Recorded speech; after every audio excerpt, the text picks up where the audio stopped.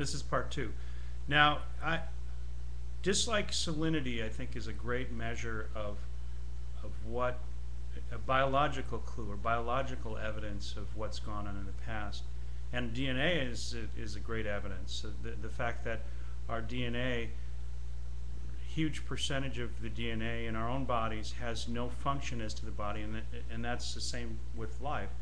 That I think you can surmise that that's evidence that the DNA was used in a different purpose, and that purpose was in cloud sorting.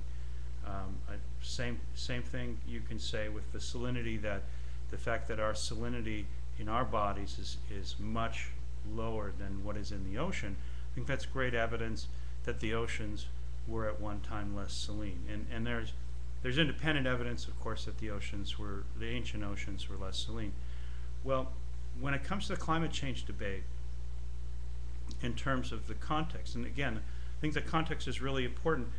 A lot of the arguments by the so-called skeptics about CO2 and whether it is a defect in living Earth feedback loops, or whether it's a problem for us that we need to address from a policy standpoint, they look back at history and say, well, the CO2 amount lags, or the CO2 amount actually was going down when temperatures were rising, and therefore we can't make this one-to-one correlation or relationship between what's happening with CO2 now.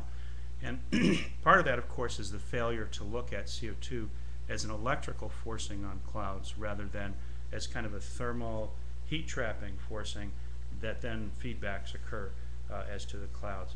And as you know, I think it's an electrical forcing, and that part is missed.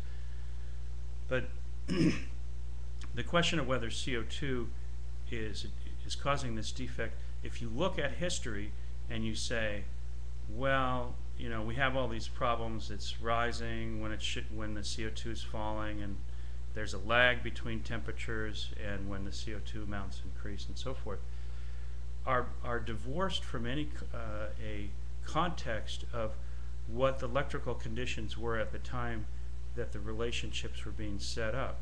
So, for instance, if land was more towards the towards the South Pole, then what the potential differences were around the globe and what the electrical setup would have been is entirely different than things are today. So it's impossible to say, well, if you look at the Carboniferous CO2 levels were 750 parts per million, and therefore today if we get up that high, that's not a problem because it's occurred in the past. Well, yeah, it occurred in the past when CO2 was at much different levels. Now, there's more evidence that electrical conditions were different, and one of the oddest clues about this are in our own brains. And one of the things that occurs in our brains is a resonance. And what a resonance is a frequency of communication, I guess you could say, that reoccurs in the brain. And these resonances are called Schumann resonances. Those resonances happen to also occur with slightly different frequencies, but they occur in matching frequencies in the atmosphere. Every time lightning strikes, it basically rings the Earth magnetic field like a hammer on a metal bell, and it causes a vibration or resonance in the global magnetic field. And these resonances are easily measured, and in fact very significant in my view with this idea again that DNA or nucleotides were in cloud droplets and were acting both as a model, because the nucleotides themselves as a collection became a model of what would cause surviving conditions on Earth, and at the same time they were a feedback. They did two things. They fed back climate no matter what the input was, and it wasn't a perfect solution set, it was an approximate solution set, which I think also gets into the debate about, you know, how perfect are we in terms of modeling climate and trying to understand it. Well, that's how life did it, is that the collection of life was an approximate solution set, and obviously if it didn't work, it was discarded. The UV light would zap it because right clouds weren't being produced, right chemistry didn't come floating back down the rivers to where this life was at.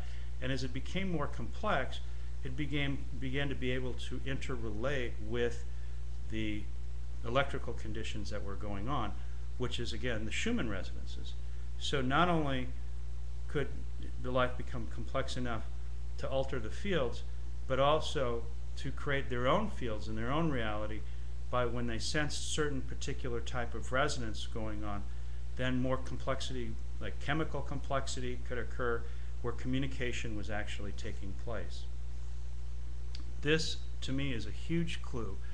The fact that our own brains have Schumann resonances, the same as, and our brains have to come from what life was in the past, and therefore, I think you can easily assume then that these Schumann resonances are a vestige of the past and a huge clue about what it is that the biosphere is doing, how it's modulating climate, how it works, getting to the basic programming like Kasparov and would to try to play Big Blue, to try to understand what's going on, what are the nuts and bolts of this, so that you can see where the defects in the feedbacks might be coming from human activities, and then from there how to re-engineer a solution to use life and to use our own existence and to live within the confines of living Earth.